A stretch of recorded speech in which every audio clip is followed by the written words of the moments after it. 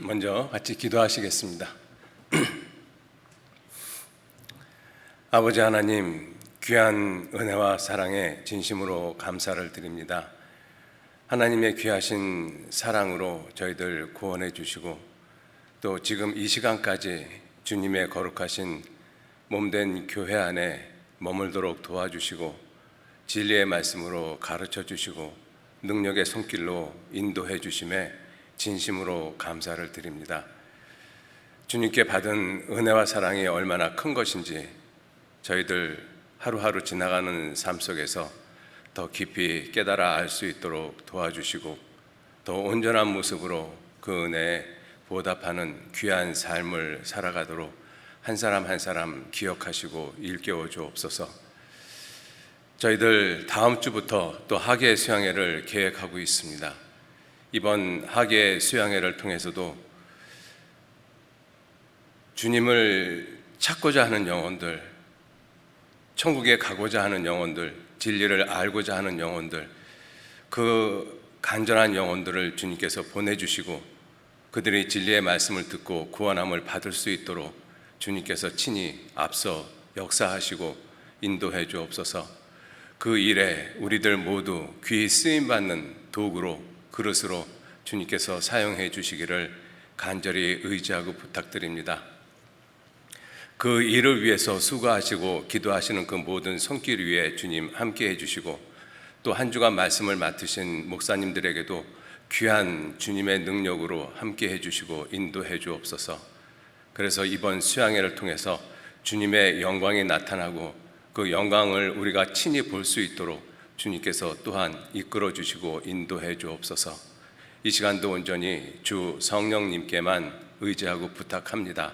마치는 시간까지 함께 하시고 도와주옵소서. 감사드리면서 우리를 구원하시고 인도해 주시는 거룩하신 예수님 이름으로 기도 올렸습니다. 아멘. 우리 마가복음 성경 마가복음 1장 찾겠습니다.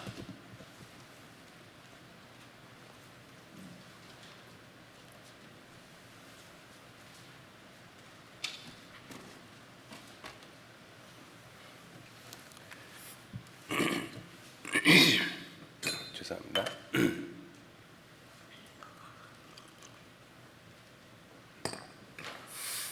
마가복음 1장 1절. 찾으셨으면 1장 1절 한 절 말씀만 같이 읽도록 하겠습니다. 하나님의 아들 예수 그리스도 복음의 시작이라. 오늘 말씀의 주제는 마가복음 1장 1절 하나님의 아들 예수 그리스도 복음의 시작이라, 이 말씀을 통해서 복음에 대해서 우리가 익히 알고 있는 내용이고 또 말씀이지만 수양회를 앞두고 이 복음에 대해서 한번 깊이 생각하시는, 그래서 내가 받은 구원 또 이 복음이 얼마나 소중한 것인가를 말씀을 같이 상고하는 시간 가운데서 깊이 생각하시고 그리고 수양회를 준비하시는 그러한 마음을 가지셨으면 좋겠습니다.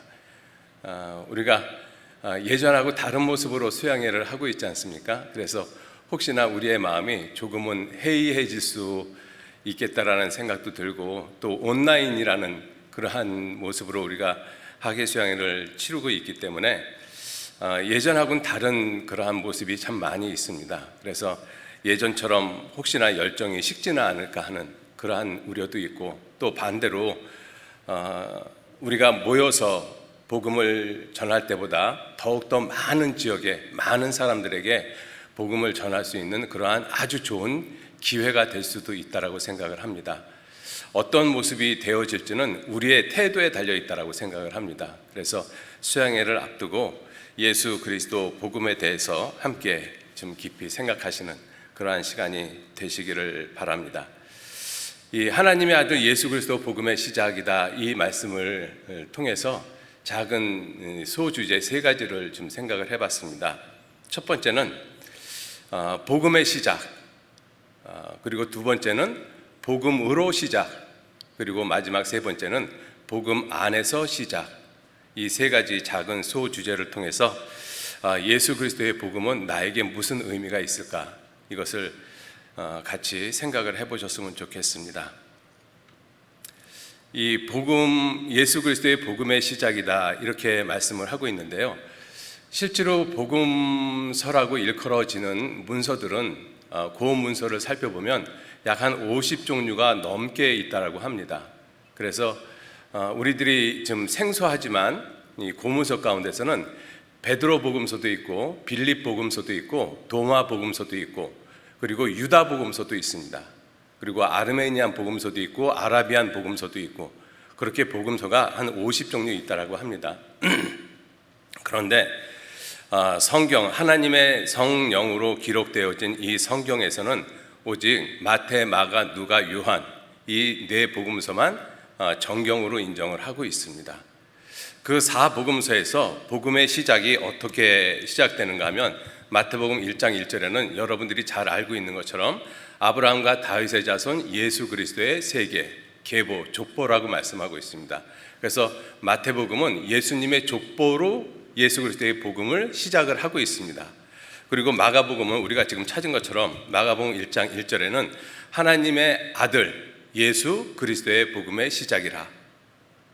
여기서 잠깐, 지금 제가 오늘 컴퓨터를 통해서 말씀을 스크린에다가 프로젝트 해드리고 있습니다. 이렇게 하는 이유는 여러 가지가 있어요. 첫 번째 하나는 뭐냐면, 이 화면을 보신 분들은 눈치채셨겠지만 여기에 우리 마크가 있습니다. 잘 보이실지 모르겠어요. 우리 교회 마크가 있거든요.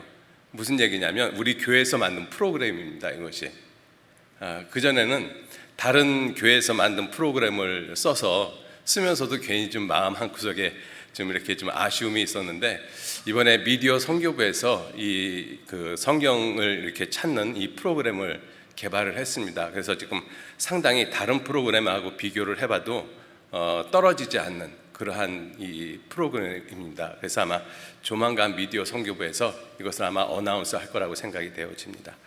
많이들 활용을 좀 해주셨으면 좋겠습니다. 아울러서 이렇게 귀한 그 성경 찾는 프로그램을 이 온라인 시대에 이렇게 비대면으로 할 수밖에 없는 이러한 시대에 이러한 프로그램을 만들어 주신 우리 미디어 선교부 모든 식구들에게 정말로 감사의 말씀을 드립니다. 고맙습니다. 자, 이렇게 마가복음에서는 하나님의 아들 예수 그리스도의 복음의 시작이라고 말씀을 하고 있고, 요한복음 1장 1절에는 태초에 말씀이 계시니라, 이 말씀이 하나님과 함께 계셨으니 이 말씀은 곧 하나님이시다. 그래서 하나님의 말씀으로 복음을 시작을 하고 있습니다. 그리고 누가복음 1장 1절에는 우리 중 이루어진 사실에 대해서, 복음은 꾸며낸 이야기가 아니라 우리 중에 이루어진 사실에 대해서 언급을 하고 있다라고 말씀을 하고 있습니다. 자, 이렇게 복음서는 각각 여러 가지의 모습으로 예수 그리스도의 복음을 설명을 하고 있습니다. 자, 그러면 이 복음의 뜻, 복음이 의미하는 것이 무엇인가 하는 것을 먼저 좀 생각을 해보시죠. 우리가 알고 있듯이 복음은 문자 그대로 기쁜 소식이라는 뜻입니다. 기쁜 소식은 우리 인간의 삶 가운데서 아주 많이 있죠. 결혼한다는 것도 기쁜 소식이 될 수 있고, 또 결혼해서 아이를 낳았다는 것도 기쁜 소식이 될 수 있죠. 그리고 성공했다는 것도 기쁜 소식이 될 수 있고, 죽을 병에 걸렸는데 그 사람이 병에서 나서 건강해졌다, 그것도 기쁜 소식이잖아요. 기쁜 소식은 정말로 많이 있습니다. 그런데 오직 예수 그리스도의 복음만 성경은 온 백성에게 미칠 가장 큰 기쁜 소식이라고 말씀을 하고 있습니다. 누가복음 2장 10절 말씀에 온 백성에게 미칠, 그죠? 어떤 한 민족에게가 아니라 온 백성, 지구상에는 많은 민족들이 있지 않습니까? 그 모든 민족에게 미칠 작은 기쁨의 소식이 아니라 큰 기쁨의 소식. 왜 큰 기쁨의 소식이라고 말씀을 하셨는가 하면, 예수 그리스도의 복음은 지옥 갈 수밖에 없는 사람들이 천국 갈 수 있다라는 것을 우리에게 선포하고 있는 말씀이기 때문에 그렇습니다. 그래서 모든 사람들은 다 죄인이지 않습니까? 지옥 갈 수밖에 없는 죄인들입니다. 그러한 지옥 갈 수밖에 없는 죄인들에게 가장 큰 기쁨의 좋은 소식이 무엇이냐? 너 천국 갈 수 있다. 이것만큼 기쁜 소식은 없을 거라고 생각을 합니다. 예수 그리스도의 복음이 가장 큰, 온 백성에게 미칠 가장 큰 기쁨의 좋은 소식이 되는 이유는 천국과 지옥이 분명히 실존하고 있기 때문에 그렇습니다. 만약에 천국과 지옥이 실존하지 않는다라면 예수 그리스도의 복음은 거짓이죠. 세상에서 가장 큰 거짓이 예수 그리스도의 복음입니다. 그런데 성경은 예수 그리스도의 복음을 온 백성에게 미칠 가장 큰 기쁨의 좋은 소식이라고 말씀을 하고 계십니다. 이유는 천국과 지옥이 실존하고 하나님이 계시기 때문에 그렇습니다. 그리고 우리 모두는 지옥 갈 수밖에 없는 죄인이기 때문에 그래요. 그것들이 하나도 빠진 이 거짓말이 되어진다라고 하면 예수 그리스도의 복음은 기쁜 소식이 절대로 아니죠. 세상에서 가장 큰 거짓인 것입니다. 그러나 성경은 온 백성에게 미칠 큰 기쁨의 좋은 소식이라고 그렇게 말씀을 하고 있습니다. 이 복음이 언제 시작이 되었을까요? 이 복음은 인간이 죄를 지면서부터 복음은 이미 시작이 되어졌습니다. 아담과 하와가 선악과를 먹지 말라라고 했는데 선악과를 먹으면서 죄가 시작이 되어졌어요. 한 사람으로 말미암아 죄가 세상에 들어왔다. 로마서 5장 12절에 그렇게 말씀하고 있지 않습니까? 자, 그때 하나님께서는 뭐라고 말씀하셨는가 하면 창세기 3장 15절에 이 뱀에게 하시는 말씀 가운데서 내가 너로 여자와 원수가 되게 하고 너의 후손도 여자의 후손과 원수가 되게 하리니 여자의 후손은 내 머리를 상하게 할 것이요 너는 그 발꿈치를 상하게 할 것이라. 여자의 후손, 우리가 이미 알고 있듯이 예수 그리스도를 말씀하고 있습니다. 예수 그리스도를 보내주시겠다라는 이 복음의 내용이 이미 인간이 죄를 지면서부터 시작이 되어졌어요. 시간적으로는 이렇게 인간이 죄를 지면서부터 복음은 시작이 되어졌지만 실제 복음의 시작은 언제 복음이 시작이 되어졌는가 하면 인간이 창조되기 전에, 세상을 창조하기 전에 이미 하나님은 이 복음을 계획을 하셨습니다. 그래서 우리 이번 주일에 이 말씀을 배우셨는데 이사야서 25장 6절 말씀에 만군의 여호와께서 이 산에서 만민을 위하여 기름진 것과 오래 저장하였던 포도주로, 이 오래 저장했다라는 것을 이번 주일날 목사님께서 말씀을 하시면서 창세전이라고 말씀을 하십니다. 창세전, 오래 저장했던 포도주, 예수 그리스도의 피, 예수 그리스도의 피로 말미암아 모든 사람이 구원을 받을 수 있는 것을 이 창세전에 계획을 하셨습니다. 그래서 복음의 진정한 시작은 언제냐면 인간이 창조되어지기 전, 창세전이라고 성경은 분명히 말씀을 하고 있죠. 디도서 1장 2절 말씀에 영생의 소망을 인함이라. 이 영생은 영원히 사는 것이죠. 거짓이 없으신 하나님이 영원한 때 전부터 약속하신 것이다. 오래 저장하였던 포도주, 영원한 때 전부터 약속하신 것, 다 동일한 의미죠. 영원 전부터, 이 세상이 창조되기 전부터 이미 복음은 하나님의 마음속에서 계획되어졌던 것입니다. 디모데후서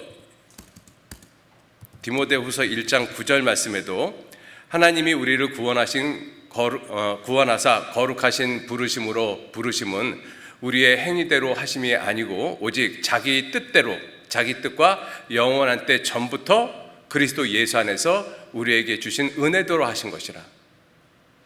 그리스도 예수 안에서 영원한 때 전부터 우리 안에서 은혜로 계획하신 것이 하나님의 복음, 예수 그리스도의 복음의 시작인 것입니다.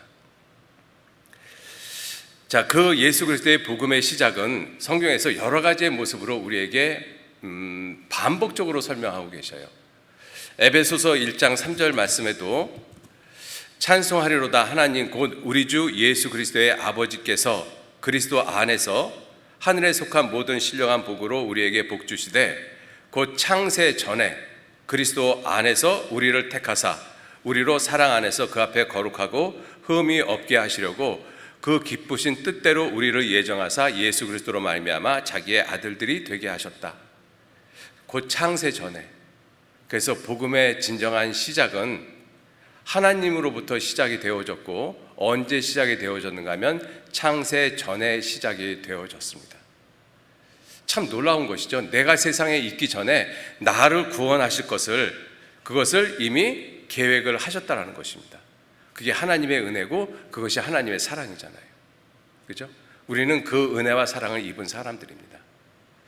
그래서 복음에 대해서 성경은 어떻게 설명하고 있는가 하면 복음을 로마서 1장 2절 말씀에 이 복음은 하나님이 선지자들로 말미암아 그 아들에 관하여, 그 아들 예수님이시죠? 그 아들에 관하여 성경에 미리 약속하신 것이라. 성경에 미리 약속하신 것. 이 성경에 미리 약속하신 그 내용을 크게 생각을 해보면 크게 세 가지가 있습니다. 첫째는 그리스도를 보내주시겠다. 그리스도를 보내주시겠다. 두 번째는 그 그리스도께서 오시면 모든 사람의 죄를 용서하시겠다. 그리고 세 번째는 그 사실을 믿는 사람에게, 그죠?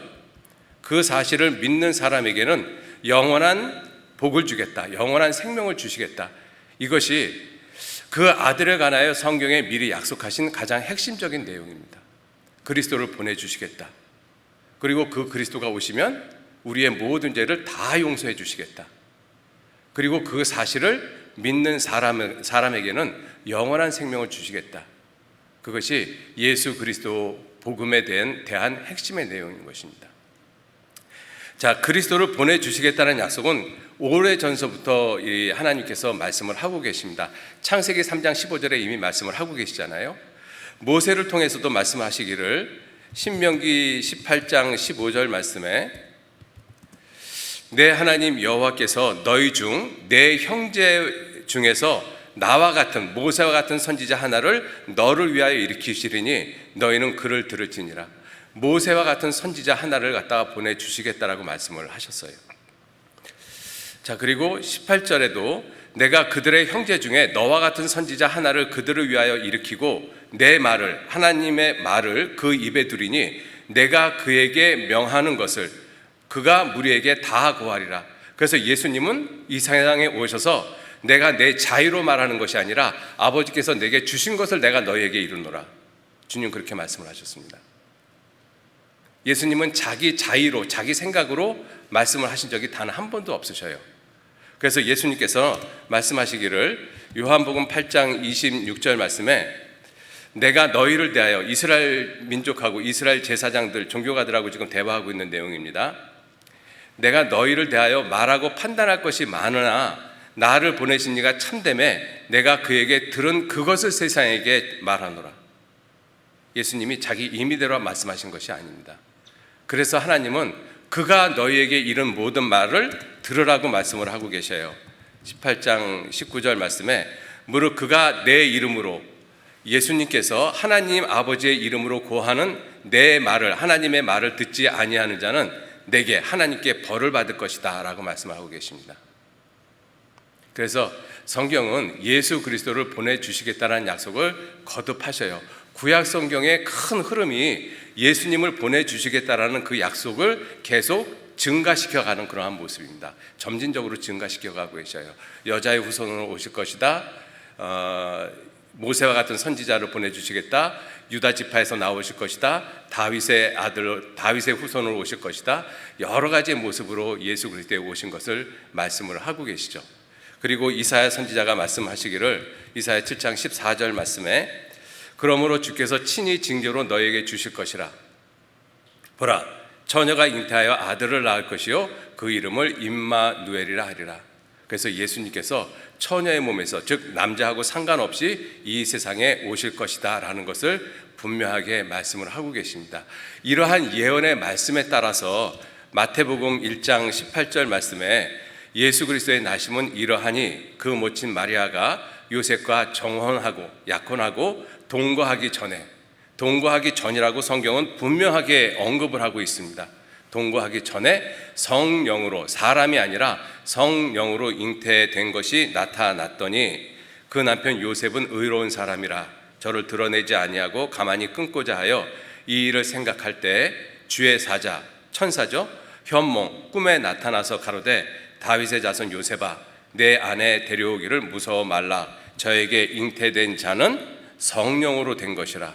사람이 잉태시킨 것이 아니라 성령으로 된 것이다. 아들을 낳으리니 이름을 예수라 하라.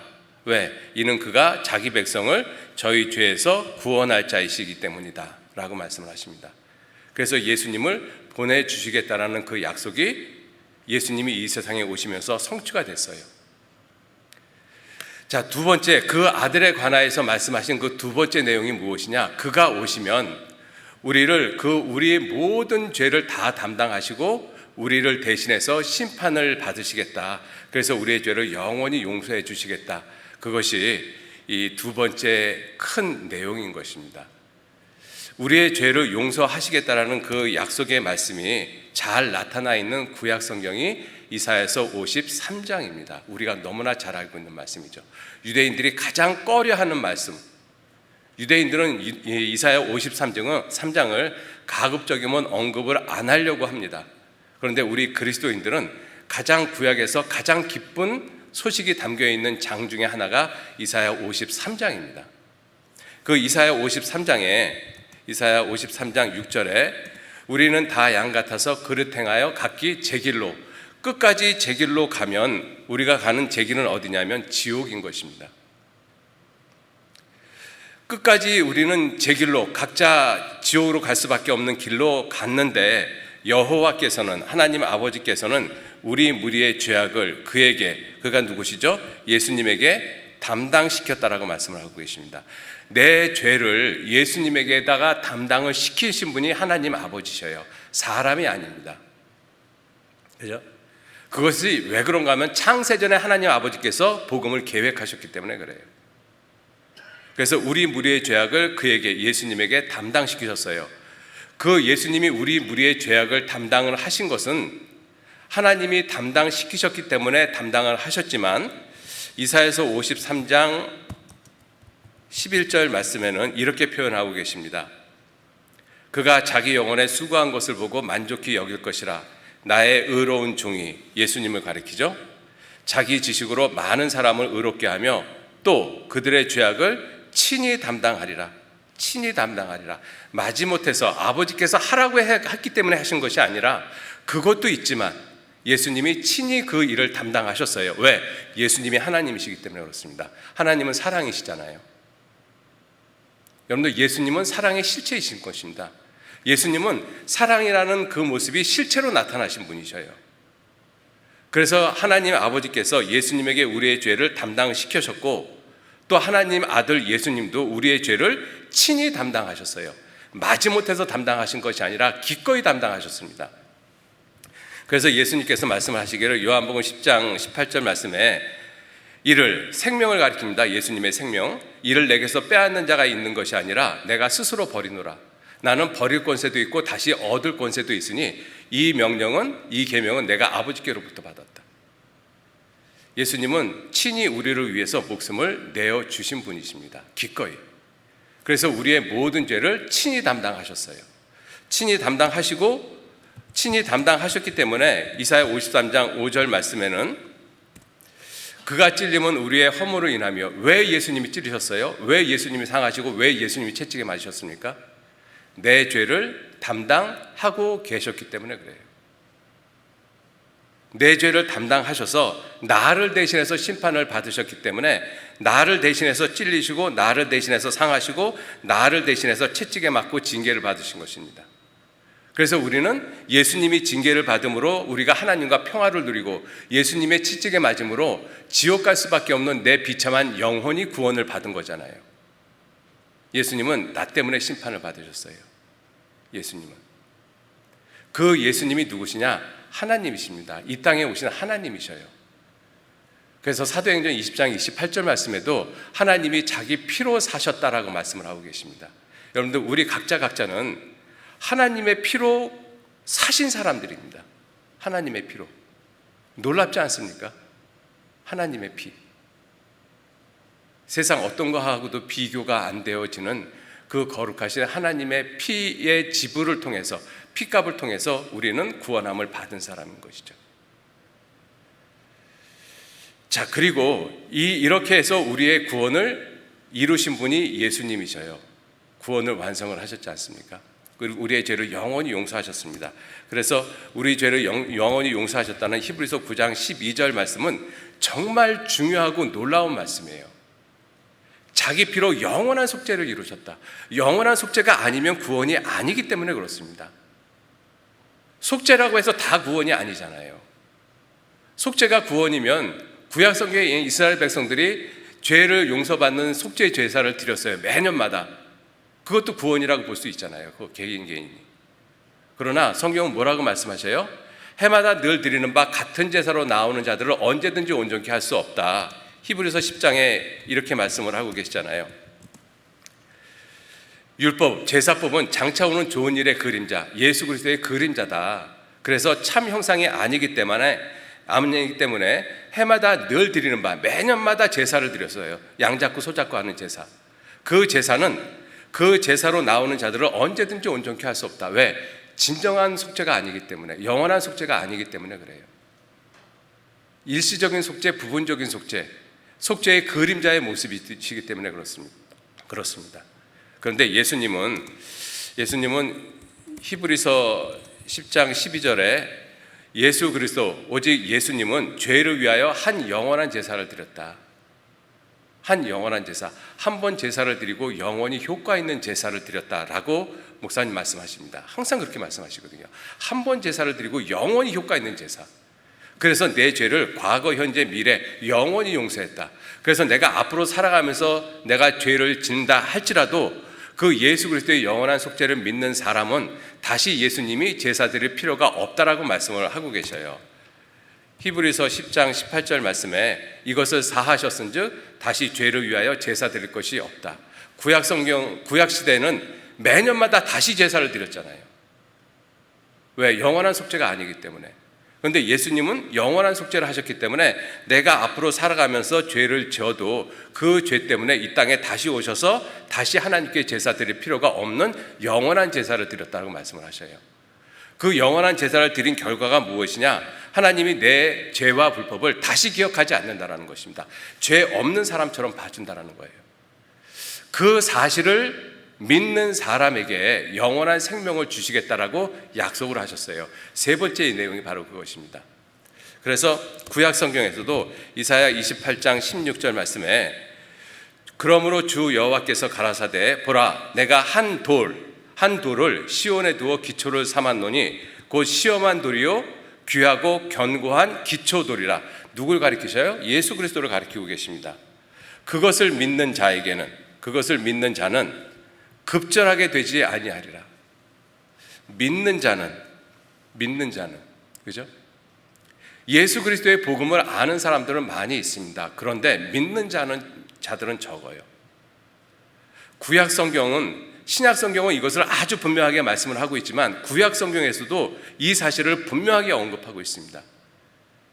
그 예수 그리스도가 이루어 놓으신 그 구원을, 그 복음을 믿는 자는 급절하게 되지 않을 것이다. 아주 분명하게 말씀을 하고 계십니다. 그죠? 자, 그래서 예수 그리스도의 복음은 예수 그리스도에 관해서 말씀을 하신 것이다 라고 말씀을 하시잖아요. 그의 아들에 관하여 성경에 미리 약속하신 것이라. 그래서 성경에 아들에 관해서 미리 약속하신 가장 중요한 내용 세 가지. 그리스도를 보내주시겠다. 그리고 그리스도가 오시면 내 모든 죄를 용서하시겠다. 그리고 그 용서하신 사실을 믿는 사람에게 영원한 생명을 주겠다. 그것이 구약 성경의 예수 그리스도의 복음에 관한 가장 중요한 내용입니다. 우리는 그걸 이미 받아들인 사람들이잖아요. 그죠? 그래서 다시 이것을 정리를 하면 예수 그리스도의 복음의 시작은 하나님으로부터 시작됐습니다. 하나님 아버지로부터 시작이 됐어요. 그리고 그 예수 그리스도의 복음의 완성은 누가 하셨는가 하면 하나님의 아들 예수님께서 하셨어요. 그리고 그 완성된 복음을 전하는 일은 누가 하시는가? 성령님께서 하십니다. 성령님께서. 그럼 우리 사람은 성령님께서 전하시는 예수 그리스도의 완성된 복음을 선물로 받아들이는 사람들이에요. 우리가 구원을 이루는 주체가 절대로 아닙니다. 시편 98편 1절 말씀서부터 보시면 새 노래로 여호와께 찬송하라. 대저 기이한 일을 행하사 오른손과 거룩한 팔로 자기를 위하여 구원을 베푸셨도다. 하나님 자신을 위해서 구원을 베푸신 거예요. 하나님 자신을 위해서. 우리가 불쌍해서 구원을 이루신 것은 사실 두 번째 문제고, 첫 번째는 하나님 자신을 위해서 구원을 베푸셨습니다. 하나님 자신을 위해서.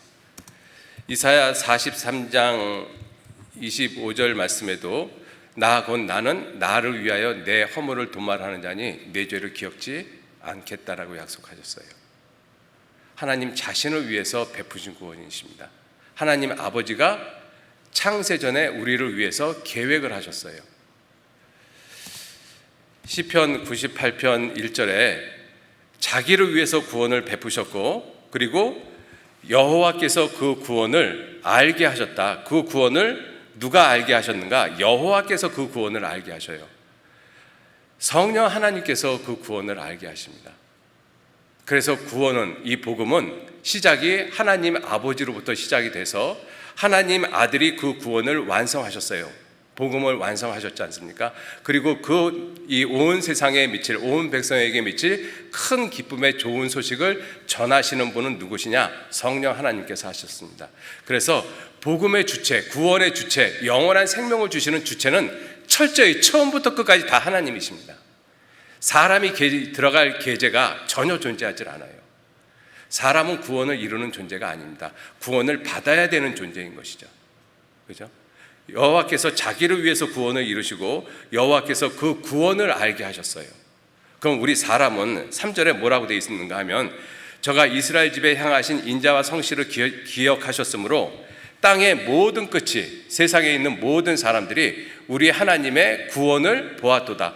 하나님의 구원을 본 거예요. 구원이 완성이 되어졌고 그 구원을 우리는 보고 믿는 사람들이죠.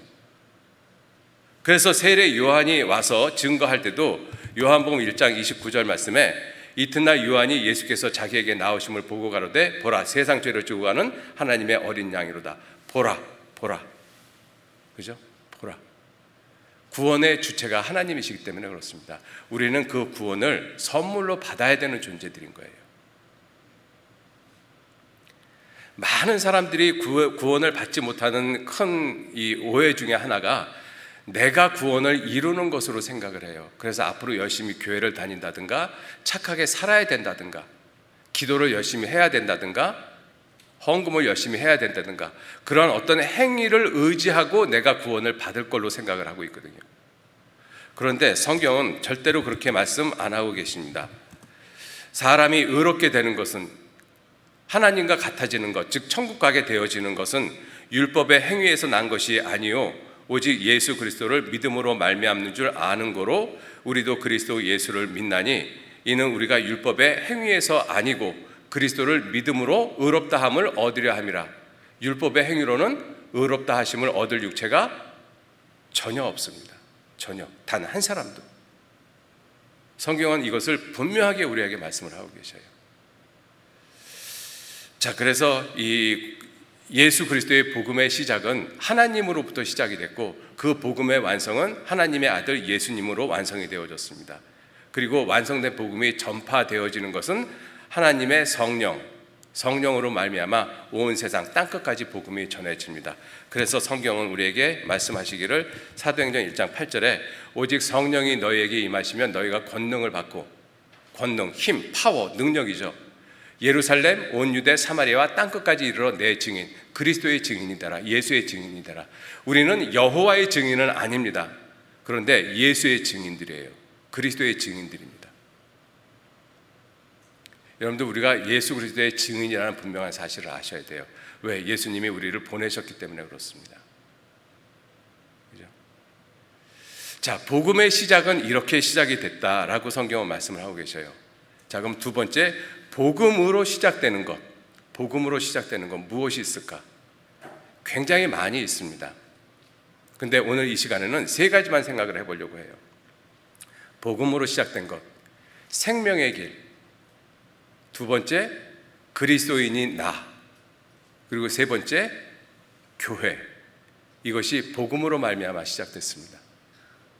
여러분들 생명의 길, 히브리서 10장 20절 말씀에 그 길은 우리를 위하여 휴장 가운데로 열어놓으신 새롭고 산 길이요. 새롭고 산 길, 생명의 길입니다. 생명의 길. 시편 16편 11절 말씀에도 주께서 생명의 길로 내게 보이시리니, 생명의 길, 그죠? 새롭고 산 길. 여러분들, 새롭고 산 길, 생명의 길은 복음으로 말미암아 시작이 됐어요. 복음으로 말미암아.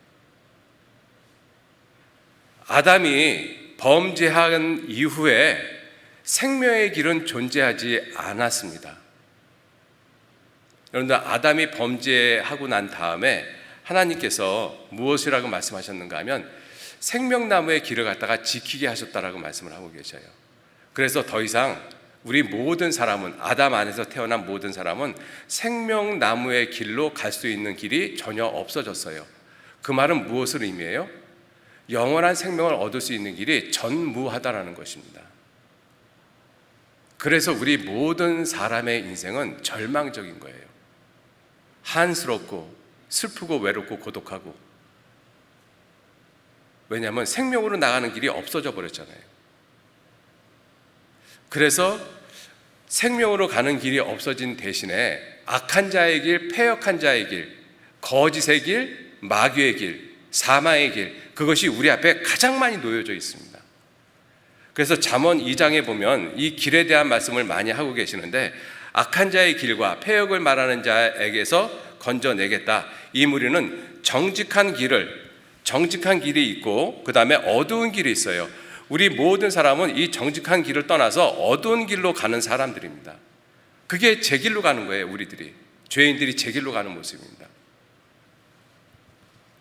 행악하기를 기뻐하며 악인의 패역을 즐거워하나니 그 길은 어두운 길, 죄악의 길, 사망의 길은 구부러지고 그 행위는 패역하다. 여러분들, 이 길은 구부러진 길입니다. 구부러진 길. 여러분들, 세상에서도 그런 표현을 쓰잖아요. 이미 기울어지는 운동장이다. 기울어지는 운동장에서 공을 차면 아무리 열심히 하고 노력을 해도 이미 운동장 자체가 기울어져 있기 때문에 소용이 없다라는 것이잖아요. 그런데 그 길은 구부러지고 그 행위는 패역하다. 그 집은 사망으로, 그 길은 음부로 기울어졌다. 여러분들, 아담 이후로 이 세상에 살아가는 모든 사람의 길은 전부 다 지옥으로 기울어진 길입니다. 그래서 이미 지옥으로 기울어진 길에서 아무리 착하고 아무리 열심히 하고 바르게 살아도 끝이 어디냐? 지옥일 수밖에 없어요. 여러분들, 그래서 착하게 살아서 천국 갈 사람 한 사람도 없다라고 말씀하고 있는 거예요. 왜? 우리가 걸어가는 그 모든 길은 이미 지옥으로 기울어진 길이기 때문에 그렇습니다. 가만 놔두면 저절로 지옥으로 가요. 가만 놔두면. 우리가 그 길을 걸어가고 있었잖아요. 그죠? 그래서 이 세상 모든 사람에게는 희망이라는 것이 사실은 없어요. 절망인 것이죠. 절망. 비참한 운명인 것입니다. 그래서 한나의 기도 가운데서 2절 8절에 보시면 그 사무엘의 어머니 한나의 기도입니다. 가난한 자를 진토에서 일으키시고 빈핍한 자를 거름더미에서 드셨다.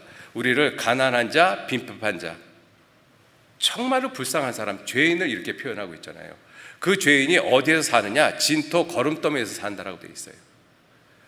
그게 우리들, 구원받기 전 우리들의 모습입니다. 그러한 사람들을 예수 그리스도의 복음을 통해서 귀족들과 함께 앉게 하시며 영광의 위를 차지하게 하시는 분이 하나님이십니다. 예수 그리스도의 복음을 통해서. 그래서 이 복음으로 생명나무로 가는 길이 열려졌다라는 것이죠. 창세기 3장 22절에 아담 하와가 범죄하고 난 다음에 하나님이 이렇게 말씀하셨어요. 여호와 하나님이 가라사대, 보라, 이 사람, 아담을 가리키죠, 선악을 아는 일 중에 우리 중 하나같이 되었으니 그가 그 손을 들어, 그 범죄한 손을 들어 생명나무의 실과도 따먹고 영생할까 하노라. 범죄한 상태에서 영생할까 봐 하나님이 생명나무의 길을 지키셨어요. 그래서 이 말씀 다음에 다시 한번 제가 읽겠습니다. 그가 그 손을 들어 생명나무의 실과도 따먹고 영생할까 하노라 하시고 하시고, 영어 번역에는 어떻게 표현이 되어 있는가 하면 다음 구절에 therefore, 그러므로, 생명나무의 실과도 따먹을까봐 그러므로 하나님께서 에덴 동산에서 그 사람을 내어보냈다라고 되어 있어요. 내어보냈다. 에덴 동산에서 내어보냈다는 뜻이 뭐예요? 생명나무로부터 떨어지게끔 만들었다는 뜻이죠. 생명나무의 실과를 먹지 못하도록 하나님 막아놓으신 거예요. 그래서 에덴 동산에서 내어보내셨다. 그리고 두 번째 하신 일이 있습니다. 24절에 보시면 이같이 하나님이 그 사람을 쫓아내시고, 에덴 동산에서 생명나무로부터 쫓아내시고 에덴 동산 동편에 그룹들과 두루도는 화형검을 두어 생명나무의 길을 지키셨다라고 말씀하십니다. 이게 두 번째 하신 일입니다. 하나님께서. 첫 번째는 생명나무가 있는 에덴 동산으로부터 쫓아내시고, 두 번째는 그것도 하나님이 불안하실 일은 없지만 표현을 그렇게 하겠습니다. 그것도 하나님이 만족하지 못해서 생명나무의 길을 두루도는 화형검으로 지키셨어요. 그리고 세 번째는 무슨 일을 하셨는가 하면 에스겔서 31장 16절 말씀에 내가 그로 구덩이에 내려가는 자와 함께 음부에 떨어뜨리던 때에 열국으로 그 떨어지는 소리를 인하여 진동하게 하였고, 물 대임을 받은 에덴의 모든 나무, 이 에덴의 모든 나무 중에서 가장 중요한 것이 무엇이겠습니까? 동산 중앙에는 선악을 알게 하는 나무와 생명나무가 있더라. 에덴 동산에서 가장 중요한 것이 선악과하고 생명과입니다. 그 에덴의 모든 나무, 곧 레바논의 뛰어나고 아름다운 나무들로 지하에서 위로를 받게 하였다. 그래서 에덴 동산을 완전히 지하로 집어 넣어버리셨어요. 생명나무라는 관점을 가지고 에덴 동산을 살펴보면 에덴 동산에서 아담 하와를 쫓아내버리시고 생명나무의 길을 지키게 하시고, 그리고 마지막으로 하신 일이 무엇이냐? 생명나무가 존재하는 에덴 동산을 땅속에다 완전히 집어넣어버리셨어요. 무엇을 의미합니까? 인간에게는 생명나무로 가는 길이 절대로 존재하지 않는다는 것입니다. 그것이 아담 이후의 모든 사람의 생활이에요. 비참한 모습이잖아요. 아무리 노력을 해도 생명나무의 길로 갈 수가 없어요. 아무리 착하게 살아도, 아무리 열심히 살아도, 아무리 종교적인 노력을 해도 생명나무의 길로 갈 수가 없어요. 왜? 생명나무가 있는 에덴 동산이 지하로 들어가 버렸잖아요. 그래서 인간은 절망이라는 것입니다. 가장 비참한 모습이죠. 그렇죠? 자, 그런데 그러한 인생에게 놀라운 소식이 전해졌잖아요. 놀라운 소식. 온 백성에게 미칠 큰 기쁨의 좋은 소식. 예수 그리스도의 복음입니다. 왜요? 그 복음으로 말미암아 무슨 길이 열렸어요? 히브리서 10장 20절 말씀에 그 길은 우리를 위하여 휘장 가운데로 열어놓으신 새롭고 산 길이다. 새롭고 산 길. 생명나무로 가는 길. 그 길이 열려졌잖아요. 그죠? 그래서 예수님은 이 생명으로 가는 길이 전혀 없는 그 모든 인생에게 이렇게 말씀을 하십니다. 요한복음 14장 6절 말씀에 예수께서 같이 한번 읽으실까요? 예수께서 가라사대 내가 곧 길이요 진리요 생명이니 나로 말미암지 않고는 아버지께로 올 자가 없느니라. 그런데 예수님은 이 생명의 길을 만들러 오셨어요. 복음으로 완성되어진 것이 이 생명의 길입니다. 복음으로 말미암아 형성되어진 그 길이 이 생명의 길이에요. 그죠? 그 놀라운 일을 누가 하셨는가 하면 예수님이 하셨어요. 예수님. 자, 그런데 우리가 살고 있는 이 시대는 정말 놀라운 시대의 모습입니다. 어떤 모습에서 놀라운 시대인가 하면 하나님이 생명나무의 길을 철저하게 지키셨잖아요. 오죽하면 생명나무가 있는 에덴 동산을 땅속에다 집어 넣어버리셨겠어요. 그런데 우리 시대는 인간 스스로 그 생명의 길을 얻으려고 노력하고 있는 시대예요. 무슨 말씀이냐 하면 우리가 살고 있는 시대에 이 바이오 테크놀로지라고 하는 생명공학이 이 자리를 잡고 있는 시대입니다. 서울대학교에 있는 그 교수 중에 한 분이 말씀을 하시기를, 그분의 말씀을 그대로 인용을 합니다. 지금 생화학 분야에서 논문의 90%가 전부 다 이 DNA 조작에 의한 연구 논문이라고 이야기를 해요. DNA를 갖다가 변형시키는 그러한 연구 논문이라고 합니다. 90% 이상이라고 이야기를 해요. 그러면서 그분이 하는 이야기가 이 생명공학의 최종적인 목표가 무엇이겠습니까? 라고 질문을 하더라고요. 그래서 저는 그 질문을 받고 어떻게 생각을 했는가 하면 암 같은 것을 고치는데 생명공학이 굉장히 큰 일을 지금 하고 있지 않습니까? 사람의 수명을 늘리는 데도 굉장히 큰 일을 하고 있어요. 그래서 지금 100세 시대 재수 없으면 120까지 산다라고 하잖아요. 왜 재수 없다라고 하는지 모르겠지만 세상은 지금 그렇게 표현을 하고 있습니다. 그래서 사람을 1000년, 만년 살도록 이렇게 오래 살도록 하는 것이 생명공학의 최종 목표인가? 저는 속으로 그렇게 생각을 했습니다. 근데 그 교수님께서 뭐라고 말씀을 하는가 하면 생명공학의 최종 목표는 영생입니다라고 얘기를 해요. 영생. 사람이 영원히 사는 것이 생명공학의 최종 목표입니다. 제가 그 이야기를 듣고 창세기 3장 22절로 24절 말씀을 생각을 했어요. 하나님은 범죄한 그 손을 들어서 생명나무의 실과를 따먹는 것을 철저하게 막으셨는데 인간은 어떻게 해서든지 범죄한 손으로 생명나무의 실과를 따먹으려고 하고 있구나. 그게 지금 우리 시대입니다. 그게 우리 시대예요. 그래서 지금 생명과학의 가장 큰 두 이슈가 DNA 조작하고 줄기세포 배양이잖아요. 그걸 통해서 인간은 영원히 살 수 있는 그 체계를 만들고 싶어 하고 있는 거예요. 무엇을 말하고 있는 것입니까?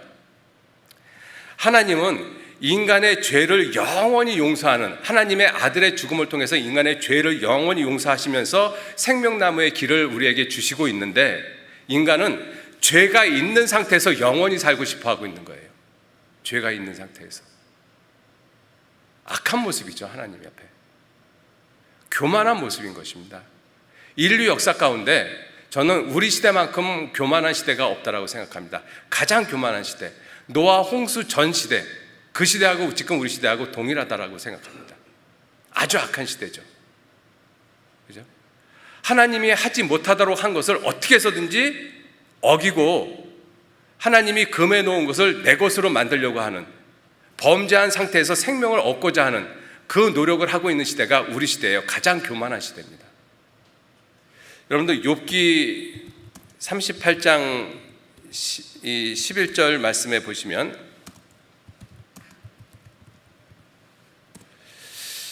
이 8절 말씀부터 제가 읽겠습니다. 바닷물이 태에서 나온 같이 넘쳐 흐를 때에 문으로 그것을 막은 자가 누구냐? 그때 내가 구름으로 그 의복을 만들고 흑암으로 그 강보를 만들고 계한을 정하여 문과 빗장을 베풀고 문이 있는데 이 문에다가 빗장을 쳤다라는 것입니다. 문이 있다라는 것은 열 수 있다라는 것이잖아요. 그런데 그 열려지지 못하도록 빗장을 갖다가 베풀었다라는 것입니다. 궁극적으로 문과 빗장을 베풀었다라는 것은 빗장을 깨뜨리고 문을 열면 통과할 수 있다는 의미를 갖고 있는 것이잖아요. 이 말씀을 하시면서 무엇을 말씀을 하셨는가 하면 이르기를 내가 여기까지 오고 넘어가지 못하리니 내 교만한 물결이 여기 그칠지니라 하시니라. 바다의 큰 물결을 교만한 물결이라고 표현하셨어요. 그 교만한 물결이 여기 그칠지라. 여기가 어디예요? 모래에서 그칠 것이다. 그래서 모래를 계한을 두었다라고 말씀을 하고 있잖아요.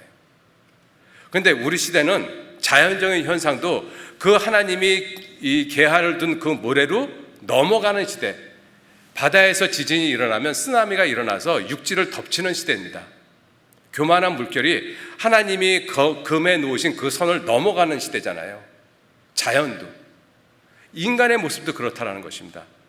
하나님이 금해 놓으셨어요. 이종 간의 교배를 금해 놓으셨습니다. 유전자 조작을 원천적으로 하나님이 하지 못하도록 막아 놓으신 거예요, 사실은. 그래서 성경에서도 신명기 22장 5절 말씀에 여자는 남자의 의복을 입지 말고 남자는 여자의 의복을 입지 말라. 이는 가증한 것이다. 우리 시대는 하나님이 주신 성을 갖다가 자기 마음대로 바꾸는 시대잖아요. 하나님이 분명히 남자, 여자를 구분을 분명히 두셨습니다. 그것이 무너지고 있는 시대가 우리 시대예요. 그리고 또 말씀하시기를 내 포도원에 두 종자를 섞어 뿌리지 말라. 두 종자, 이종교배하지 말라라고 말씀하시잖아요. 소와 나귀를 결의하여 갈지 말라. 양털과 배실로 섞어 짠 것을 잊지 말라. 종과 종 간의 구별을 분명히 두셨습니다, 하나님은. 근데 지금 우리 시대에 생명과학이라는 이 과학을 이용을 해서 DNA 조작을 통해 가지고 종과 종 간의 교배를 갖다가 하고 있는 시대예요. 여러분들, 이미 우리는 그 시대에 살고 있습니다. 그러한 음식물을 먹고 있어요. 여러분들, 우리가 먹는 그 음식물들 중에, 식물들 중에 유전자 조작을 한 식물들이 굉장히 많이 있다는 거 아십니까? 그게 저절로 됐습니까? 자연 상태에서는 저절로 되어지질 않아요. 유전자 조작을 했기 때문에 가능한 것입니다. 식물에 그렇게 하고 있고, 이미 동물에도 실험은 이미 끝났어요. 사람에게도 지금 실험하고 있다라고 이야기를 하고 있거든요. 사람하고 동물하고 지금은 같이 어떤 놀라운 것을 만들려고 하고 있습니다. 키메라라고 하는 그러한 상상 속에, 전설 속에 그러한 이 존재가 우리가 살고 있는 시대에 얼마든지 나타날 수 있는 시대예요. 왜? 문과 빗장을 갖다가 하나님이 만들었는데 그 문과 빗장을 깨트리고 그 문을 열어 통과하는 그 시대가 지금 우리 시대거든요. 우리가 지금 그 시대에 살고 있습니다. 자, 그러한 시대에서 하나님은 예수 그리스도, 하나님의 아들의 죽음을 통해서 새롭고 산 길을 만들어 놓으셨어요. 그게 하나님의 사랑이잖아요. 죄를 없이 한 상태에서 생명으로 갈 수 있는 길을 만들어 놓으신 거예요. 죄가 없는 상태에서 영원히 살 수 있는 것, 그게 옳잖아요, 누가 봐도. 그런데 인간은 어때요? 죄가 있는 상태에서 영원히 살 수 있는, 여러분들, 죄가 있는 상태에서 영원히 사는 곳은 사실은 지옥이지 않습니까? 인간은 이 세상에 지옥을 만들고 있습니다. 과학이라는 이름을 가지고 이 세상에 지옥을 만들고 있는 거예요. 하나님이 얼마나 오래 참고 보시겠습니까?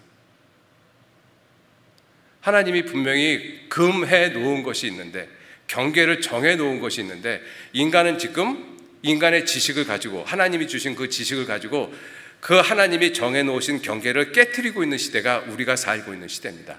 하나님이 얼마큼 참고 보실 것 같습니까? 우리가 그런 것을 생각을 해봐도 주님 오실 날이 너무나 가깝다라는 거예요. 자, 그렇게 복음으로 시작된 것이, 예수 그리스도의 복음으로 시작된 것이 생명으로 가는 길입니다. 새롭고 산 길. 인간이 죄를 가지고 영생하려고 하는 그 모습이 아니고, 죄가 없는 상태에서 영원한 생명으로 갈 수 있는 그 길을 복음으로 시작을 했어요. 그 길이 복음으로 시작됐습니다. 그 길을 걸어가는 사람을 가리켜서 그리스도인이라고 그래요. 여러분들, 그 예수 그리스도께서 만들어 놓으신 새롭고 산 길, 생명의 길은 모든 사람 앞에 다 펼쳐져 있습니다. 그런데 모든 사람이 다 천국 가는 것은 아니잖아요. 천국 가는 사람 따로 있어요. 누구? 그 생명의 길을 걸어가는 사람들. 그 걸어가는 사람들은 그 길을 왜 걸어갑니까? 그 사실을 믿기 때문에 걸어가는 거예요. 그 사실을 믿는 사람들을 가리켜서 그리스도의 영이 있는 사람, 이렇게 말씀을 하고 있죠. 로마서 8장 9절 말씀에, 만일 너희 속에 하나님의 영이 거하시면, 화면 좀 보여주시죠.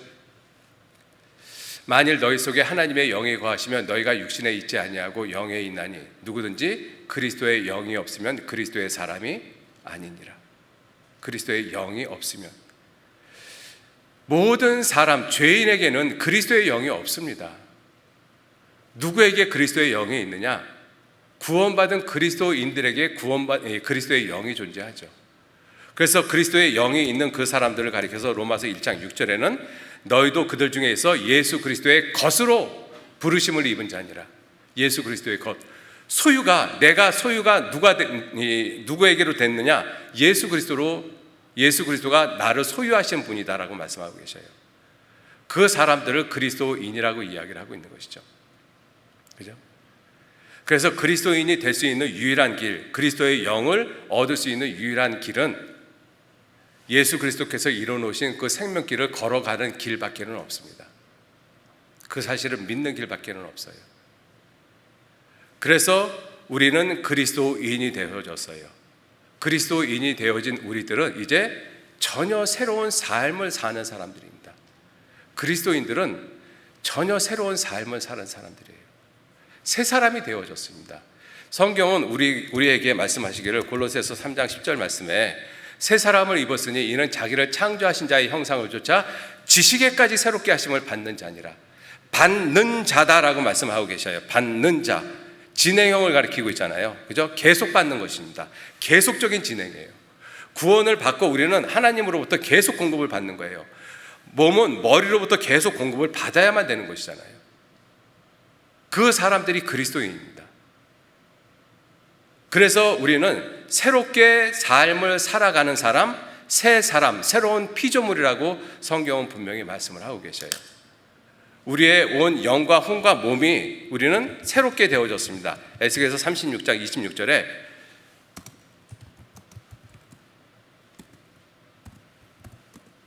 새 영을 너희 속에 두고 새 마음을 너에게 주었다. 내 영도 새롭게 되어졌어요. 예전의 영은 죽을 수밖에 없는 죄의 영이잖아요. 죄의 종노릇했던 모습이지 않습니까? 그런데 우리에게 새 영을 주셨어요. 예수 그리스도로 말미암아 생명의 근원이신 영이신 하나님과 연결된 새 영이 우리에게 들어와 있습니다. 그죠? 그리고 새 마음을 주셨어요. 내 영도 혼도 육도 영혼 몸이 다 새롭게 되어졌어요.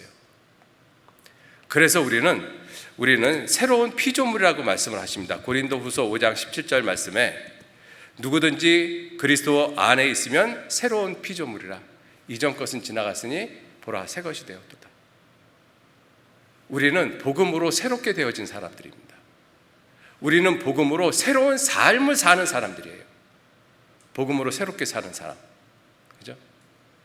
그래서 그러한 모습을 요한복음 5장 24절에 내가 진실로 진실로 너희에게 이르노니 내 말을 듣고 또 나 보내신 이를 믿는 자는 영생을 얻었고 심판에 이르지 아니하나니 사망에서 생명으로 옮겼느니라. 우리는 예전에 죽음으로 지옥으로 갈 수밖에 없는 그러한 운명이었습니다. 그런데 생명으로 옮겼잖아요. 생명으로. 그죠? 그게 우리들의 모습인 것입니다. 자, 그리고 또 우리는 사망에서 생명으로 옮겼을 뿐만 아니라 죄에서 의의 모습으로, 죄의 종에서 의의 종으로 옮겨진 사람들입니다. 하나님께 감사하리로다. 너희가 본래 죄의 종이더니 우리는 죄의 종노릇 했어요. 죄가 시키는 대로 했지 않습니까? 너 욕해 그럼 욕하고 싸워 그럼 싸우고 죄가 시키는 대로 했어요. 우리가 그래서 죄의 종노릇 하던 사람들이거든요. 그런데 너희에게 전하여 준 바 교훈의 보온을 마음으로 순종하여 죄에게서 해방되어 의의 종이 됐다. 죄의 종에서 의의 종으로 그렇게 옮겨진 사람들이 누구냐? 우리 그리스도인들입니다. 그리고 또 에베소서 5장 8절에는 어둠에서 빛으로, 그죠? 너희가 전에는 어둠이더니 이제는 주 안에서 빛이라. 빛의 자녀들처럼 행해라. 그죠? 놀라운 복음은 우리를 이렇게 바꿔 놓으셨습니다. 복음으로 우리는 사망에서 생명으로, 복음으로 죄의 종에서 의의 종으로, 복음으로 우리는 어둠에서 빛의 모습으로 옮겨졌습니다. 그래서 우리는 전과 후가 있는 사람들이에요. 전과 후가 있는 사람들. 에베소서 2장 3절 말씀에 전에는, 구원받기 전에는 우리도 다 그 가운데서 행하여 우리의 육체의 욕심을 따라 지내며 육체와 마음에 원하는 것을 하여 다른 이들과 같이 본질상 진노의 자녀였던 모습이 구원받기 전 우리의 모습이잖아요. 구원받기 전. 그러나 구원받은 이후에는 빛의 자녀들처럼 행하라. 빛의 자녀들처럼.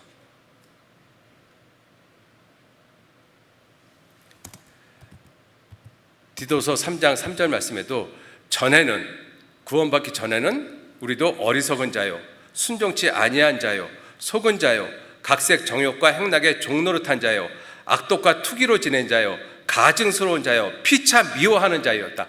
구원받기 전에 이게 내 모습이잖아요. 실제로 부인하지 못하지 않습니까?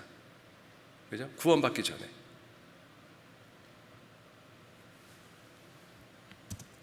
베드로 전서 2장 10절 말씀에도 너희가 전에는 백성이 아니더니, 하나님의 백성이 아니더니 이제는 구원받은 이후에는 하나님의 백성이요 전에는 긍휼을 얻지 못하던 자였더니 이제는 긍휼을 얻은 자 되었다.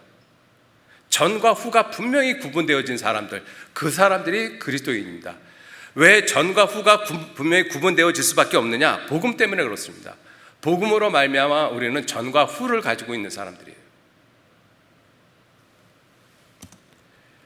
베드로전서 2장 25절 말씀, 너희가 전에는 양과 같이 길을 잃었더니 이제는 구원받은 이후에는 너희 영혼의 목자와 감독 되신 이에게 돌아왔느니라. 이렇게 전과 후가 분명히 구분되어지는 사람들, 그리스도인들입니다. 저와 여러분들이에요. 그죠? 이러한 모습으로 새롭게 바꿔놓으신 그 힘이 복음입니다. 복음으로 말미암아 이렇게 된 거예요. 내가 잘나서 능력이 있어서 깨끗하고 선해서 착해서 그것이 아니라 오직 단 한 가지 이유는 복음으로 말미암아. 복음으로 말미암아. 그죠? 그래서 우리는 복음으로 그리스도인이 된 사람들입니다. 복음으로 그리스도인이 된 사람들. 그 복음으로 그리스도인이 된 사람들의 모임을 가리켜서 교회라고 이야기를 하잖아요.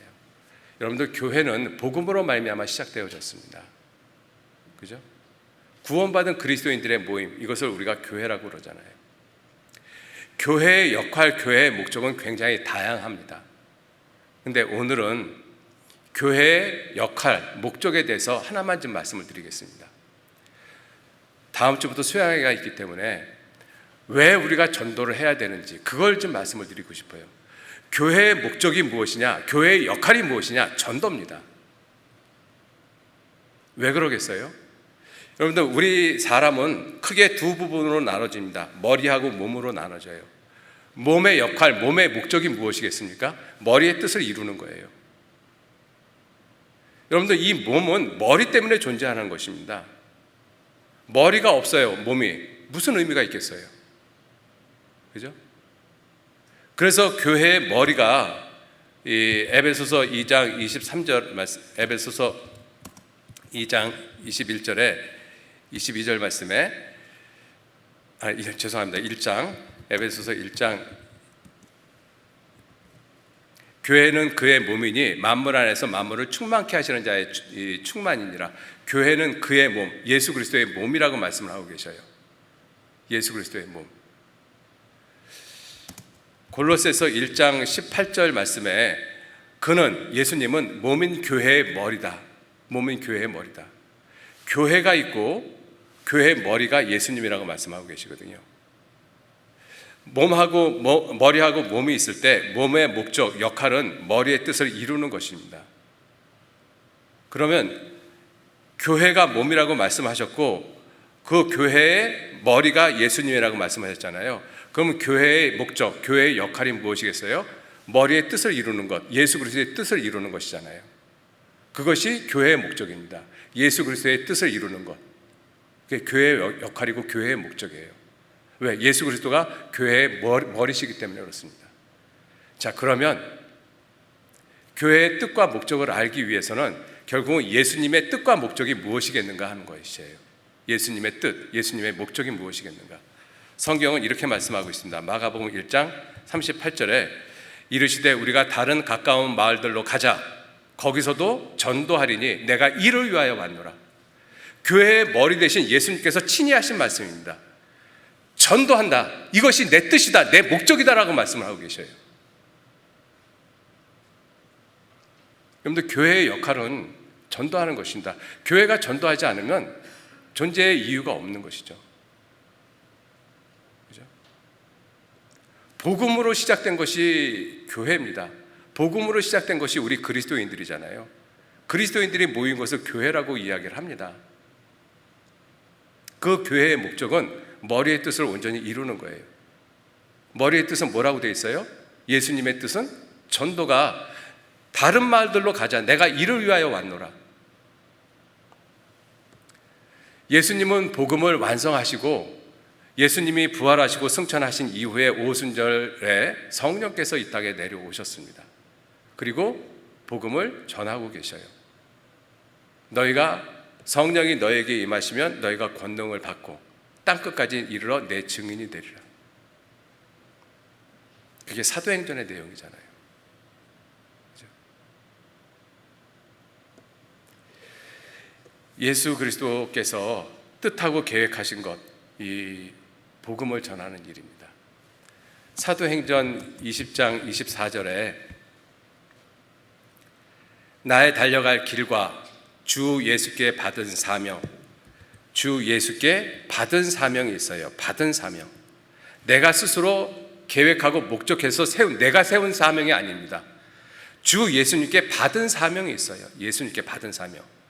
그것이 무엇이냐? 곧 하나님의 은혜 복음 증거하는 일, 은혜 복음 증거하는 일, 전도하는 일이잖아요. 이것이 모든 그리스도인들에게 주어진 사명인 것입니다. 모든 그리스도인들에게, 저와 여러분들에게 주어진 사명인 거예요.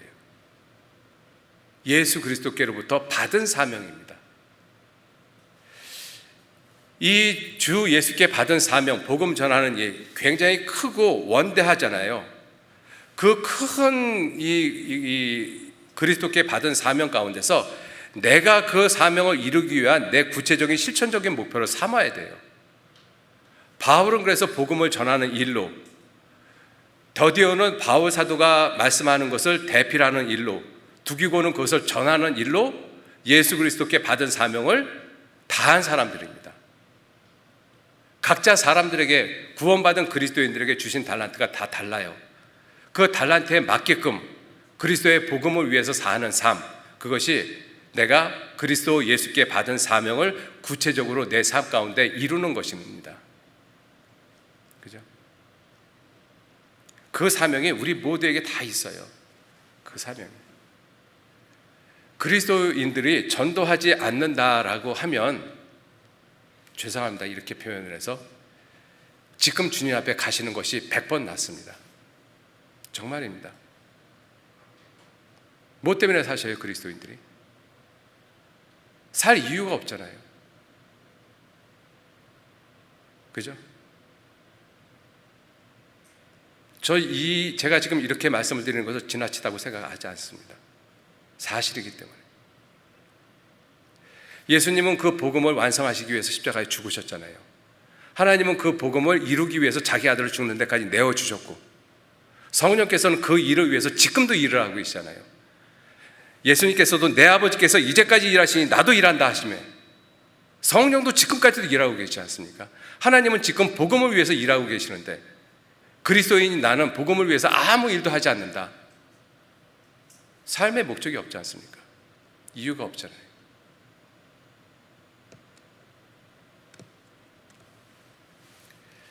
우리가 복음을 전하는 그 이유 중에 또 하나는 세상 사람들이 헛된 일에 분요하고 있기 때문에 그렇습니다.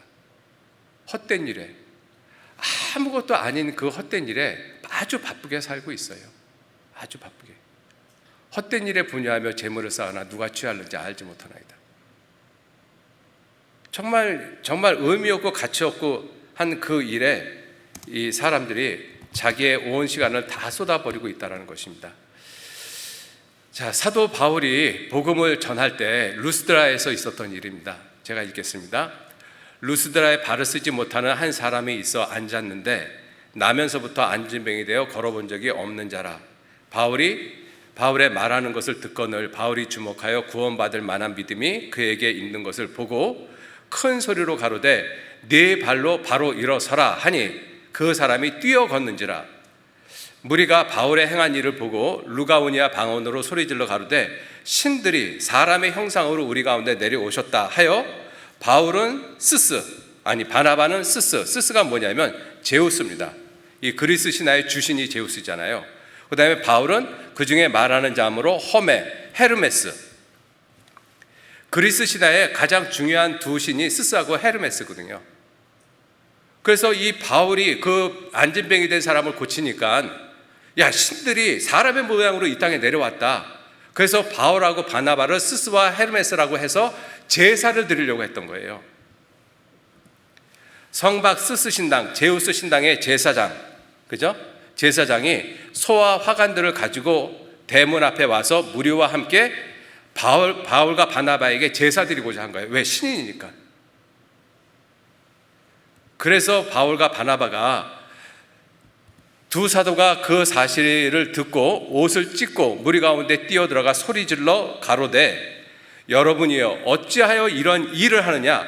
우리도 너희와 같은 성정, 너희와 똑같은 사람이라 너희에게 복음을 전하는 것은 이 헛된 일을 버리고 천지와 바다와 그 가운데 만유를 지으시고 살아계신 하나님께로 돌아오라. 이것 때문에 우리가 복음을 지금 전하고 있는 것이다. 이 헛된 일을 제발 좀 그만둬라. 헛된 일을. 그런데 지금 우리가 살고 있는 이 시대에 많은 사람들이 이 헛된 일에 분요하고 있어요. 헛된 일에. 정말 헛된 일에 분요하고 있습니다. 여러분들, 복음을 전하는 여러 가지 이유, 목적이 있지만 가장 주된 이유 중에 하나가 이 헛된 일을 버리게 하는 거예요. 그리고 살아계신 하나님께로 돌아오게 하는 것입니다. 성경 미가서 찾겠습니다. 미가서, 구약성경 미가서 보시겠습니다.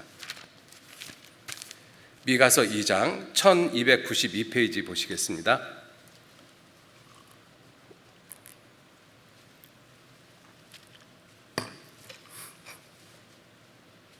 미가서 2장 10절 말씀, 미가서 2장 10절 말씀 같이 읽겠습니다. 이것이 너희의 쉴 것이 아니니 일어나 떠날지어다. 이는 그것이 이미 더러워졌음이라. 그런즉 반드시 멸하리니 그 멸망이 크리라. 이 미가 선지자를 통해서 하나님이 하시는 말씀이 이것이 너희의 쉴 것이 아니다. 자, 이것이라고 말씀하고 있는 내용이 무엇이냐면 이 미가 선지자는 이 남유다 선지자로서 이 사마리아와 예루살렘에 대해서 예언한 선지자입니다. 사마리아 멸망, 북이스라엘의 멸망과 남유다의 멸망을 예언한 선지자들이에요. 자, 미가서 찾았으니까 좀 보시죠. 1장 보시겠습니다. 1장 2절에 백성들아 너희는 다 들을지어다. 땅과 거기에 있는 모든 것들아 자세히 들을지어다. 주 여호와께서 너희에게 대하여 증거하시되 곧 주께서 성전에서 그리하실 것이니라. 여호와께서 그 처소에서 나오시고 강림하사 땅의 높은 곳을 밟으실 것이라. 그 아래서 산들이 높고 골짜기들이 갈라지기를 불 앞에 밀 같고 비탈로 쏟아지는 물 같을 것이니 이는 다 야곱의 허물로 인하며 이스라엘 족속의 죄를 인함이라. 하나님께서 처소에서 나오시겠다. 하나님은 성전에 앉아 계시거든요. 그런데 그 앉아 계신 그 처소에서 일어나서 나오시겠다. 나오시는 목적이 무엇이냐? 멸망시키기 위해서, 벌하시기 위해서. 왜 멸망시키고 왜 벌하시느냐? 그들의 죄 때문에. 그런데 우리 시대도 마찬가지 아니겠습니까? 그죠? 그래서 하나님은 이 미가 선지자뿐만 아니라 많은 선지자들을 보냈어요. 많은 선지자들을 보냈습니다.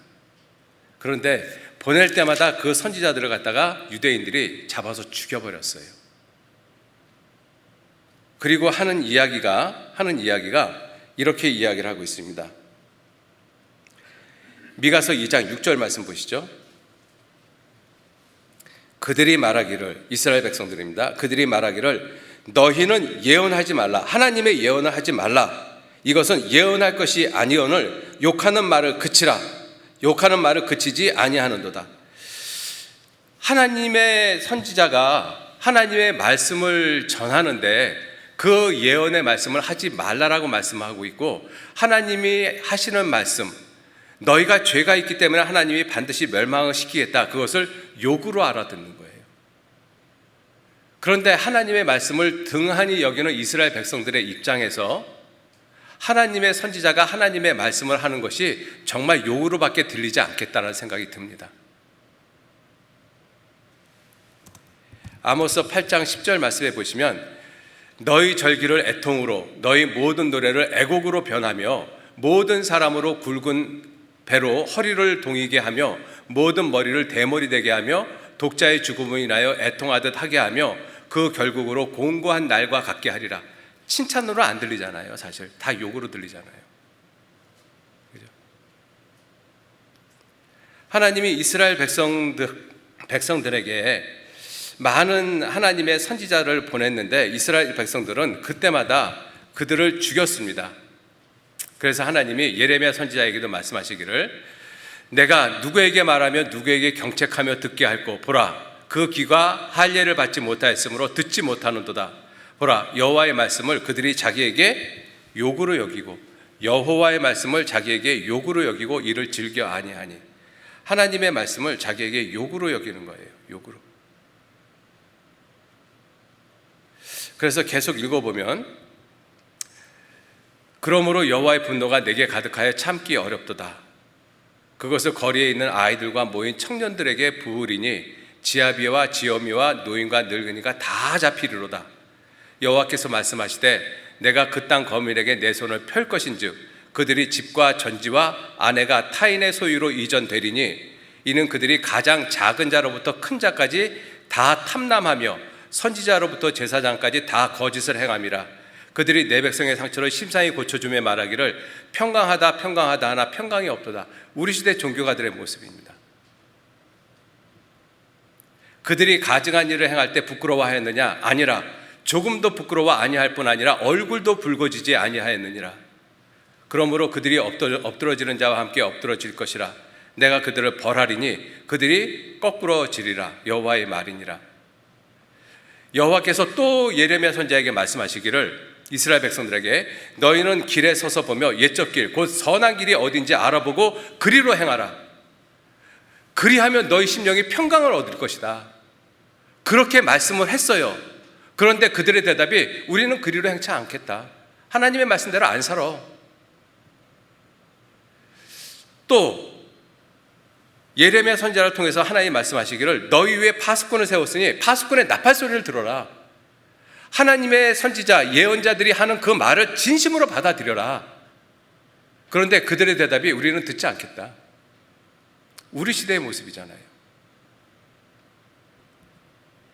그러므로 너희 열방아 들으라. 회중아 그들의 당할 일을 알라. 땅이여 들으라. 내가 이 백성에게 재앙을 내리리니 이것이 그들의 생각의 결과라. 그들이 내 말을 듣지 아니하면 내 법을 버렸음이니라. 그들의 생각의 결과라. 반드시 멸망한다라고 말씀을 하셨어요. 반드시. 여러분들, 하나님께서 멸망하시겠다라고 말씀을 하시고 멸망시키지 않은 나라가 하나도 없습니다. 노아 홍수 전 세상이 멸망했습니다. 멸망시키겠다고 말씀하셨잖아요. 홍수로 멸망했습니다. 역사가 입증하고 있지 않습니까?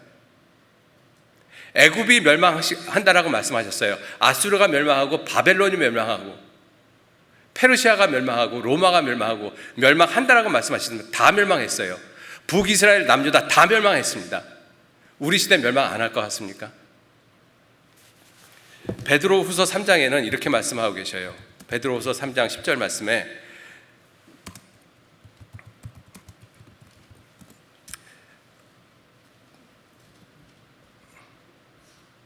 여기서 보면 6절 말씀부터 보시겠습니다. 이로 말미암아 그때 세상은 노아 홍수 세상이죠. 그때 세상은 물의 넘침으로 멸망하였으되 이제 하늘과 땅은 그 동일한 말씀으로 불사르기 위하여 간수한 바 되어 경건치 아니한 사람들의 심판과 멸망의 날까지 보존하여 두신 것이라. 노아 홍수 전 세상을 물로 심판하시겠다라고 말씀하셨습니다. 물로 심판하셨어요.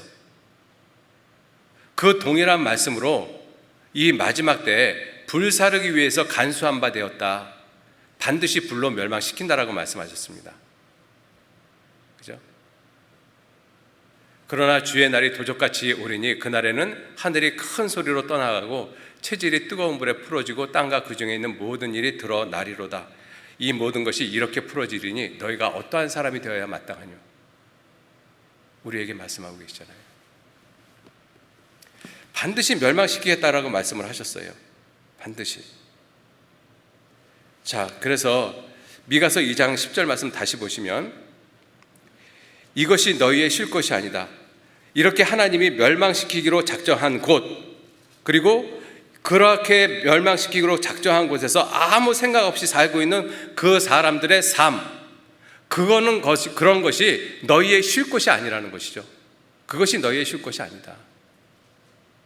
지금 우리 시대로 보면 우리 시대에 살아가는 그 사람들의 삶의 모습,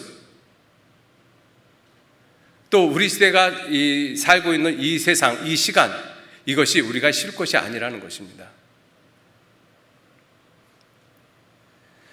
우리가 살고 있는 시대가 또 이러한 모습이에요. 11절 말씀을 보시면 사람이 만일 허망히 행하며 거짓말로 이르기를 내가 포도주와 독주에 대하여 내게 예언하리라 할 것 같으면 그 사람이 이 백성의 선지자가 되리라. 포도주와 독주에 대해서 이렇게 저렇게 이야기를 해요. 야, 저 사람은 어떻게 술에 대해서 저렇게 잘 알지? 저런 사람이 대통령 됐으면 좋겠네. 우리 시대에 그렇게 이야기하는 사람들이 있어요. 정말로. 어떤 사람이 음식을 잘 만드는 사람이 있다고 합니다. 그 사람을 가리켜서 야, 저 사람 대통령 나왔으면 좋겠다. 차라리. 그렇게 이야기하고 있는 시대잖아요. 얼마나 우스운 모습이에요. 어떤 사람이 증권에 대해서 이렇게 저렇게 잘 이야기를 해요. 야, 저런 사람이 대통령 됐으면 좋겠네. 어떤 사람이 비트코인에 대해서 이야기를 합니다. 야, 비트코인? 야, 저렇게 이야기를 하네? 저 사람이 정말 성견자 아니야? 정말 지혜로운 사람이네?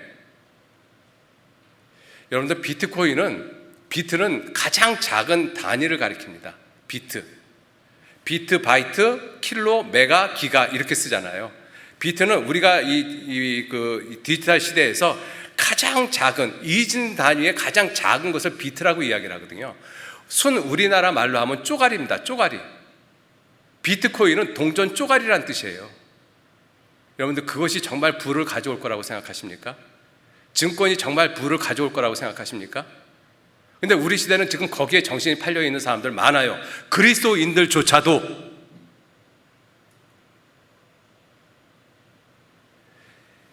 복음을 전하는 이유가 그 헛된 일을 버리게 하기 위해서 복음을 전하잖아요. 그런데 그 헛된 일을 버리게 하는 그리스도인이 그 헛된 일에 잡혀져 있어요. 그러면서 헛된 일을 버리게 하라고 이야기할 수 있겠습니까? 못하죠. 내가 헛된 일에 잡혀 있으면서 헛된 일을 버리라고 하는 것이 얼마나 우습게 들리겠습니까? 여러분들, 하나님 말씀 안에서, 복음 안에서 내가 먼저 깨끗해지지 않으면 안 돼요. 자, 그래서 다시 2장 10절 말씀, 이것이 너희의 쉴 곳이 아니니 일어나 떠날지어다. 일어나 떠날지어다. 여기가 쉴 곳이 아니라고 되어 있잖아요. 여러분들, 우리가 살고 있는 이 세상, 이 시간은 내가 지금 쉴 곳이 아닙니다. 일할 곳이에요. 하나님도 지금 일하고 계시지 않습니까? 하나님도 일하고 계셔요. 교회가 지금 일을 하고 있지 않습니까? 무슨 일? 그 예수 그리스도께서 우리에게 주신 일, 그리스도의 복음을 전하는 일. 예수님이 부활하시고 난 다음에 우리를 부르셨다라고 말씀하셨거든요. 아버지께서 나를 보내신 것 같이 나도 너희를 세상에 보내노라, 이렇게 말씀하셨잖아요. 우리 세상에 보냄을 받은 사람들입니다. 그 보냄을 받은 사람이 아무 일도 안 해요. 그럴 수는 없는 거잖아요. 그죠? 그 일할 기회가 이제 다음 주로 다가왔습니다. 일을 하셔야 돼요. 그들이 듣든지 아니 듣든지 여호와의 말씀이 이러하시다 하라. 자, 나머지 복음 안에서 시작은, 제가 이 말씀은 다 드리지 못할 것 같은 생각이 들었어요. 처음부터. 그래서 이 복음 안에서 시작하는 것이 새로운 관계의 시작, 진정한 용서의 시작, 진정한 사랑의 시작, 그리고 진정한 행복의 시작이 복음 안에서의 시작이에요. 그래서 마지막으로 성경 한 곳을 찾아보면요, 신명기서 10장 13절 말씀에 내가 오늘날 내 행복을 위하여 내게 명하는 여호와의 명령과 규례를 지킬 것이 아니냐. 하나님이 우리에게 왜 명령하시느냐, 왜 복음 전하라고 그렇게 말씀하시느냐, 내 행복을 위해서 그렇게 말씀하시는 거예요. 왜냐하면 복음으로 말미암아 내가 견고하게 되어지거든요. 로마서 16장 26절 말씀에 여기 보시면 복음으로 능히 너희를 견고케 하실 예수 그리스도 우리의 하나님 아버지라고 표현되어 있습니다. 복음으로 우리가 견고케 되어지기 때문에 그래요. 복음 안에서 우리가 행복해지기 때문에 그렇습니다. 여러분들, 하나님이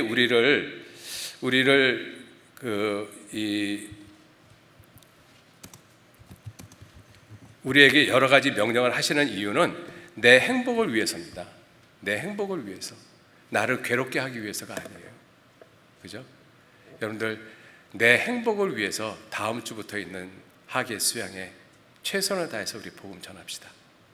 우리 모두 그렇게 해서 하나님의 영광을 나타내는 귀한 삶을 사시기를 부탁드리겠습니다.